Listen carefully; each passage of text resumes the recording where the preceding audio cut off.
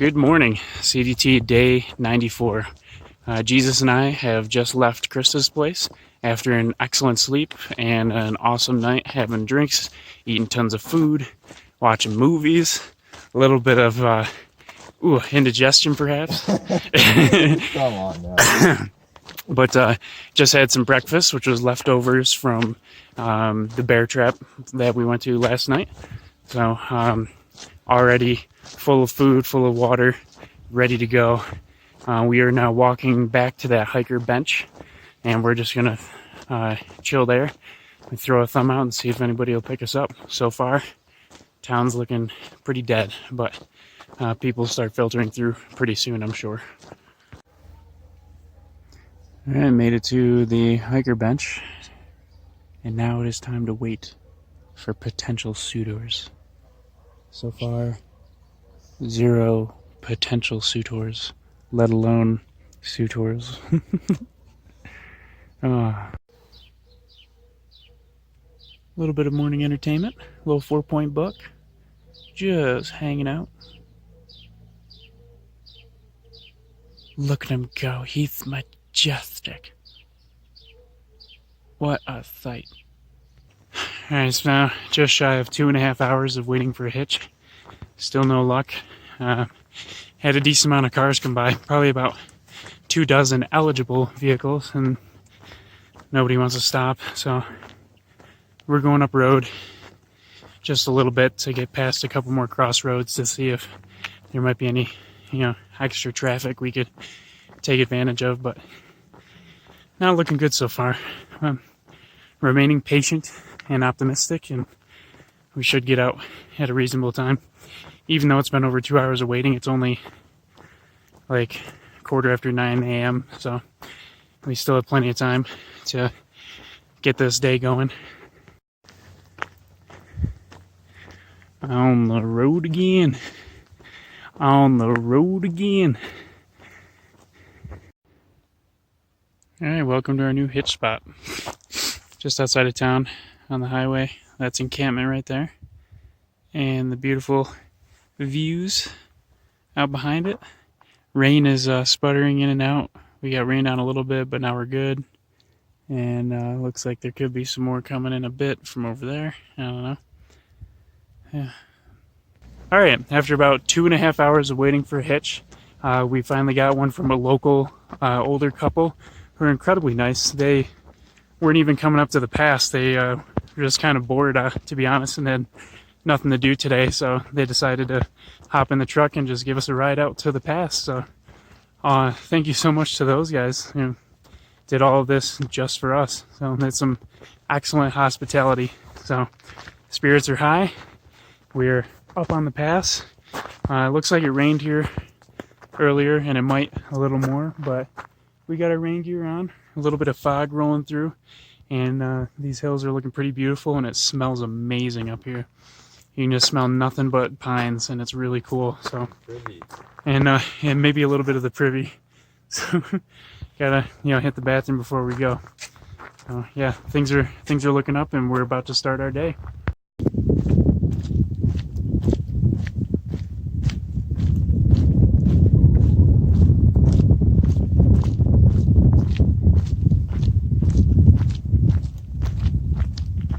He thought the view was pretty. I thought he was prettier.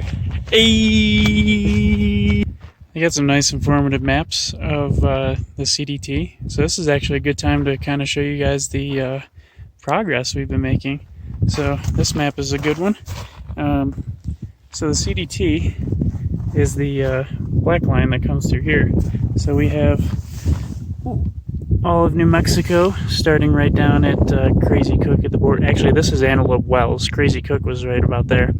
This came all the way up and then cut this off with the Gila alternate, all the way up into Colorado, and then cut off the San Juans, which is right here, with the Creed alternate, and then coming all the way up through here. And then we just crossed the border into Wyoming right now. We just stayed in encampment somewhere around here. for the past 2 nights, and now we are right here. So you can see this brown stuff actually shows like mountains and trees and stuff. So when we get right about here, which is about 20 miles from now, we will be in the Great Divide Basin of Wyoming, which is just high desert called the Red Desert, and it's just wide open, flat, hot nothingness for a very long time. And we'll be going through some towns and stuff like that, and eventually we will get up into the Wind River Range, which is one of the highlights of the CDT. Big mountains, lots of water, wildlife, and then that transitions pretty smoothly into Yellowstone. And a side trip to Grand Teton if you can make it. We won't be able to. So that'll be coming up in the next couple weeks. We're hoping to do all of this, 507 miles, minus the 21 we just did. So 486 or whatever. We're hoping to do that within 3 weeks, and then pop into Idaho, and we'll just be skirting the Idaho-Montana border for a while, and Montana all the way up to Glacier, finishing in Canada and Glacier National Park. So, on the grand scale, whoa, there you have it. Halfway done with the CDT. Another interesting and fun half to go. A lot of work left, but we're ready to put that in. We're in the middle of a climb. Very foggy, very cloudy, and it's raining. But we got our rain gear on, and we were walking through because it's nice and gentle. Temperatures are cool, maybe in the mid to high 40s. Very comfortable for hiking, except for maybe some chilly hands. But I think the coolest part of all of this is I get to hike with a hunchback. Pretty cool, huh? Jesus the humpback. Alright, it's time for our lunch break up on this beautiful little area, looking at the hills that we've been walking on most of the morning. I'm gonna have myself some Oriental ramen, a couple packets, share it with Jesus. I got my solar panel here that I'm using as a wind block for the cook stove, so that helps. Also, Krista, if she wasn't already nice enough to give us a place to stay, she also left us with an entire freaking log of elk sausage. So I threw some elk sausage in the ramen, and that is delicious. The only downside being is that that is a very spicy, hot sausage, and neither of us really do that well with hot or spicy, so we're still eating it. They had great calories, great protein, and I'm very happy to have it. So now I have some elk sausage loaded ramen for lunch, and then we'll be continuing heading down the trail. So it is 2 p.m. and I believe we've gone somewhere around 10 miles by now. So making pretty good time considering we didn't get to the trail till almost 11.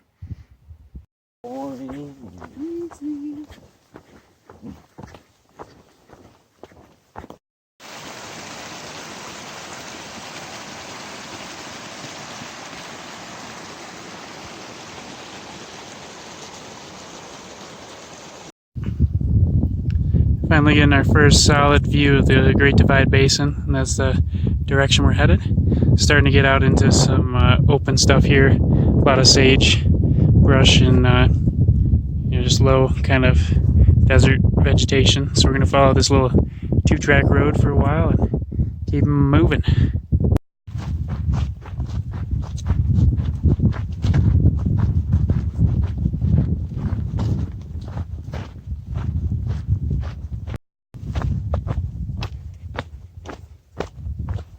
Walking through a logging area.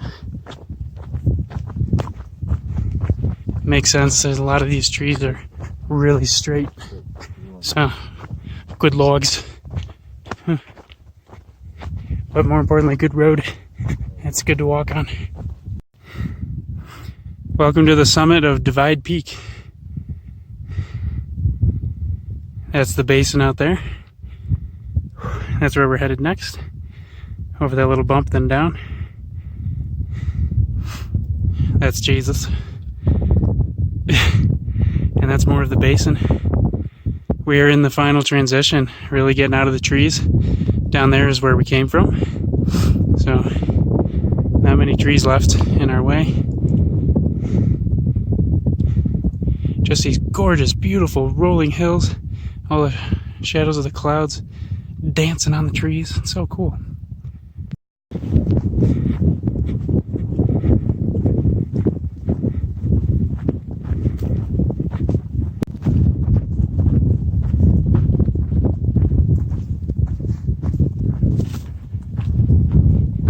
It's so beautiful. It's so beautiful.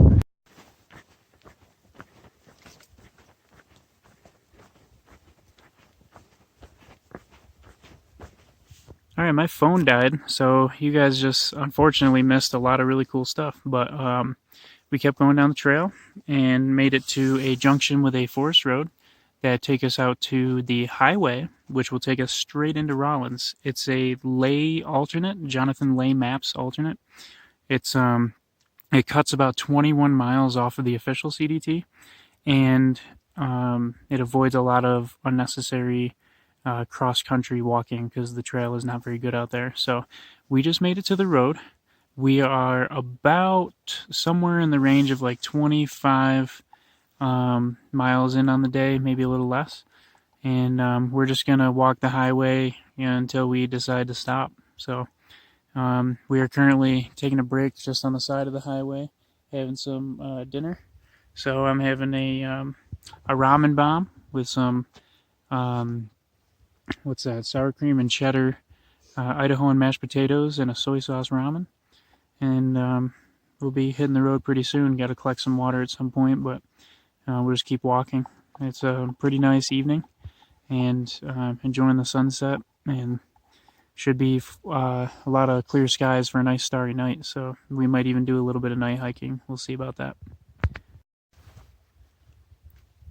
Just getting a gorgeous sunset on the basin.